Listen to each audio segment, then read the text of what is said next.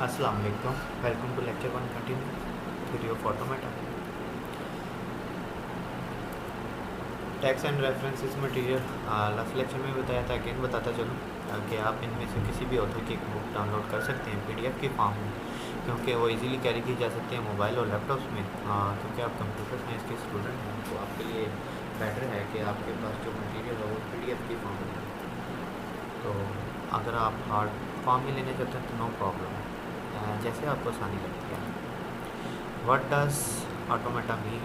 कल भी हमने इसको लास्ट लेक्चर में भी हमने इसको डिस्कस किया था, अगेन बताता चलूँ। It is the plural of automaton and it's means something that works automatically.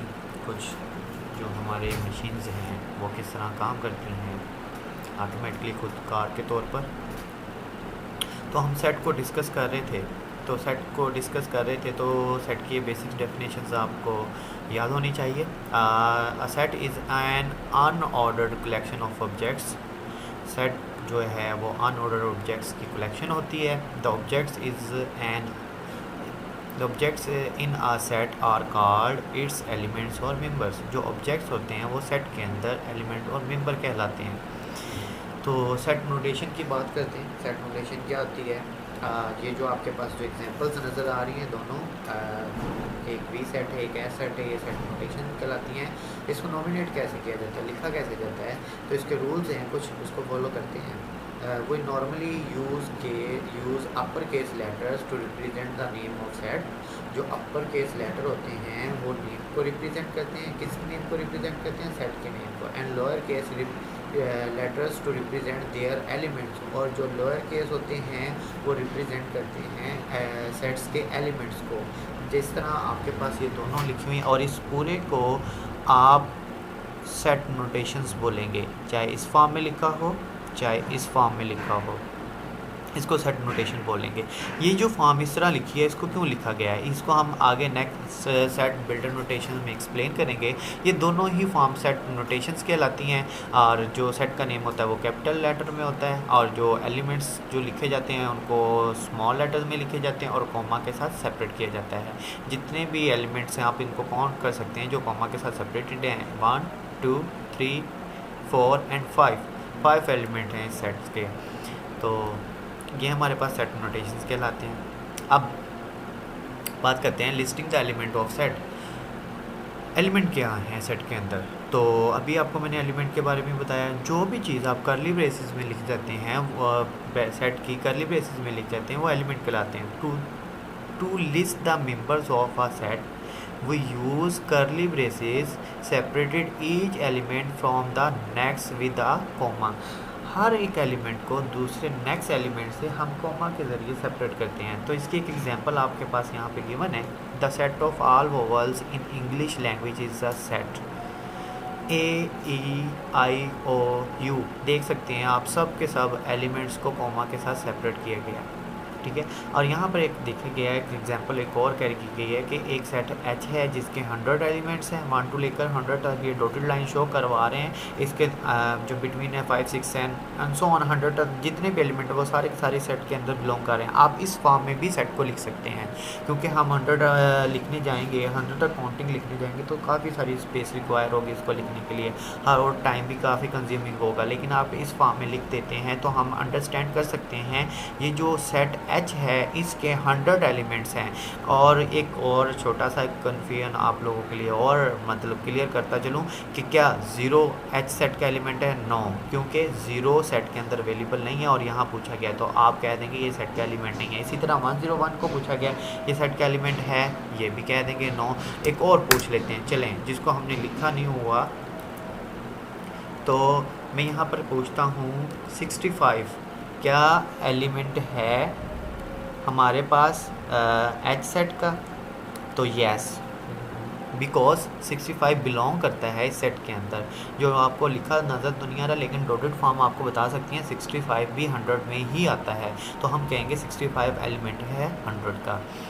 तो ये उम्मीद है आपको ये सारा क्लियर हो जाएगा। अब आ जाते हैं सेट बिल्डर नोटेशंस पर। जिस तरह हमने प्रीवियस एग्जांपल में भी देखा था कि एक सेट बिल्डर नोटेशंस है, ये क्यों यूज़ करते हैं और किस वक्त यूज़ करते हैं set builder notation. Often we are dealing with sets where it is impossible to list all of their elements.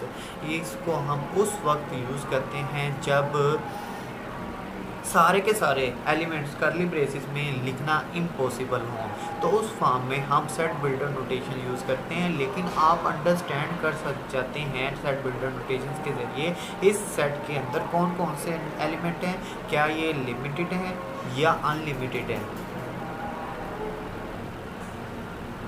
तो इसको हम रीड कैसे करेंगे इस सेट बिल्डर नोटेशंस को और या सेट नोटेशंस को, इसको हम रीड करते हैं। This can be read S is the set of all x. एक ऐसा सेट है जिसमें ऑल जो एलिमेंट या ऑब्जेक्ट्स हैं वो एक्स हैं। एक्स किससे बिलोंग करता है, x such that is x is the square of N integer. इसको रीड कैसे किया जाएगा अगेन बता देता हूँ। S is the set of all x such that x is the square of N integer. Integers number क्या होते हैं, इसको हम z से रिप्रेजेंट करते हैं। इसमें ज़ीरो और प्लस और माइनस इन्फिनिटी तक नंबर आ जाते हैं। और सेट को कुछ टाइप्स हैं, वो आगे नेक्स्ट स्लाइड में हम उसको देखते हैं, तो आप अच्छे से अंडरस्टैंड कर जाएंगे। ये देखें, using set builder notations. Using set builder notation में क्या होगा हमारे पास कि in studying computer theory we find it useful to remember the following sets. हम कंप्यूटर साइंस जो थ्योरी ऑफ ऑटोमेटा पढ़ रहे हैं, तो इन सेट्स को हमें याद रखना ज़रूरी है कि कौन कौन से सेट किस नंबर्स को रिप्रेजेंट करते हैं। तो सबसे पहले हम नेचुरल नंबर की बात करते हैं जिसको n से रिप्रेजेंट किया जाता है। इसमें जो एलिमेंट्स हो या मेंबर्स कह लें कौन से होंगे, वो ज़ीरो से लेकर इन्फिनिटी तक होंगे लेकिन पॉजिटिव होंगे। फिर इंटीजर्स का जो एक सेट है वो माइनस इन्फिनिटी, माइनस से लेकर माइनस नंबर से 1 से स्टार्ट होकर इन्फिनिटी, और पॉजिटिव में 1 से स्टार्ट होकर इन्फिनिटी तक, यानी 0 से स्टार्ट होकर इन्फिनिटी तक चलेंगे। तो अगर आपसे पूछा जाए ओनली या पॉजिटिव इंटीजर नंबर, तो आप इस तरह पॉजिटिव का साइन लगा के उसके साथ आप इसको रिप्रेजेंट करते हैं।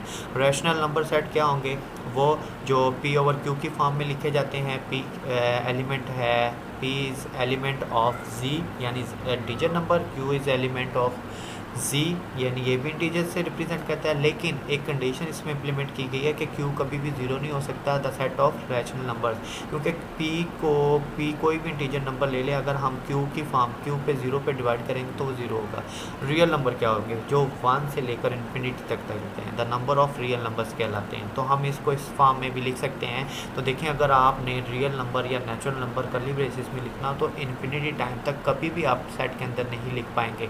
लेकिन आपने रिप्रेजेंट तो करना होता है इन नंबर्स को, तो आप इसको सेट बिल्डर नोटेशंस की फॉर्म में रिप्रेजेंट कर सकते हैं। तो ये कुछ सेट्स हैं जिनको आपने याद रखना है। नेक्स्ट है जी, क्या आपने कौन से एलिमेंट हैं जो सेट के अंदर रख सकते हैं, क्या वो रख सकते हैं जिनका आपस में रिलेशन है, क्या वो रख सकते हैं जो एक दूसरे से बिलोंग कर रहे हो। तो इसके लिए एक थोड़ी सी पहले नोट है, note that anything within a set of curly braces can be considered as a set. कोई भी चीज़ आप करली ब्रेसिस के अंदर रख देंगे तो हम उसको सेट के जो एलिमेंट्स और मेंबर ही कंसिडर करेंगे। The element of set do not necessary have to have anything to do with one another, और ज़रूरी नहीं है इन दोनों जो एलिमेंट्स हैं इनका एक दूसरे के साथ ताल्लुक़ हो। लाइक डैट, इसकी एग्जांपल मैंने आपको बता दी, वकास जैसा मेरा नाम है, तो ये भी एक एलिमेंट है। 7 एक नंबर है, ये भी एलिमेंट है। आईपॉड एक टैब का नाम है। i2.7 कुछ भी नहीं है, मीनिंग नहीं दे रहा, कुछ भी नहीं दे रहा, पता नहीं क्या है 2.7। और ये स्लीपी, ये सारे के सारे लीगल सेट हैं, ये एलिमेंट कहलाएंगे, ये सेट है। और इसका हमें पता चलता है कि एलिमेंट जो भी है इनका रिलेशन हो या ना हो, लेकिन अगर करली ब्रेसिस के अंदर लिखा गया है, कॉमा के साथ सेपरेट किया जा गया है, तो हम इसको एलिमेंट कहलाएंगे। तो क्या एक सेट ए है एक सेट बी है, क्या ये सारे सेट एलिमेंट क्या इक्वल होंगे? नो, सिर्फ वही सेट इक्वल होंगे जिनके सारे के सारे एलिमेंट सेट ए में भी मौजूद हों, सारे के सारे सेट एलिमेंट बी में भी सेट बी में भी मौजूद हों। तो इसी फॉर्म में हम कह सकते हैं ए सेट इक्वल है बी सेट के। तो इसको हम लिखते कैसे हैं, A and are equal if ये साइन है इससे भी रिप्रेजेंट किया जा सकता है और ये इस रेशो से भी जाएगा। एक्स एक एलिमेंट है वो ए में भी है, एक्स एलिमेंट बी में भी है, तो देखें ए के एलिमेंट एक्स है वो ए में भी और बी में भी, दोनों में इक्वल एलिमेंट है, तो हम कहेंगे बोथ सेट्स आर इक्वल। ये देखें अब ऑर्डर की बात करते हैं, क्या सेट के अंदर जो ऑर्डर्स हैं इससे क्या सेट को फ़र्क पड़ता है, जबकि एलिमेंट तो सेम है। यहाँ पर भी देखें ए सेट में ए बी सी डी है, ई तक जा रहे हैं, 5 एलिमेंट है, और बी सेट में भी है लेकिन ऑर्डर डिफरेंट है। ऑर्डर इररिलेवेंट हो जाए तो कोई मसला नहीं है, लेकिन जो एलिमेंट हैं वो सेम होने चाहिए, तो हम कहेंगे ए सेट जो है वो बी सेट के इक्वल है। तो लास्ट स्लाइड है इस सेट से रिलेटेड। फिर हम नेक्स्ट जो है फॉर लैंग्वेज के बारे में देखेंगे, फिर ऑटोमेटा की लैंग्वेज के बारे में स्टार्ट करेंगे। तो लास्ट सेट में आपको बताया गया है, लास्ट स्लाइड में बताया it does not matter if element of set existed more than once. For example कहते हैं कि मैटर नहीं करता कि एलिमेंट के अंदर जो रिपीट हो रहे हैं, ए आप देखेंगे 3 टाइम रिपीट हो रहा है, तो हम इसको 1 टाइम ही कंसिडर करते हैं, जो डुप्लीकेशन है उसको इग्नोर कर देते हैं। एक सेट सी है ए बी सी डी से, ए बी सी से रिप्रेजेंट कर रहा है, क्या सेट डी और सी इक्वल हैं, तो यस ये इक्वल सेट हैं क्योंकि जो इनके एलिमेंट हैं वो यही हैं, और यहाँ पर आपको वाज़ेह तौर पे लिख भी है वो इग्नोर एनी डुप्लीकेट, हम डुप्लीकेट्स को इग्नोर कर देते हैं, तो ये सेट इक्वल हैं। थैंक यू सो मच, अल्लाह हाफिज़। आज के लिए इतना ही था, नेक्स्ट लेक्चर इंशाल्लाह हमारा फॉर्मल लैंग्वेज पर होगा, वो स्टार्ट करते हैं। अल्लाह हाफिज़।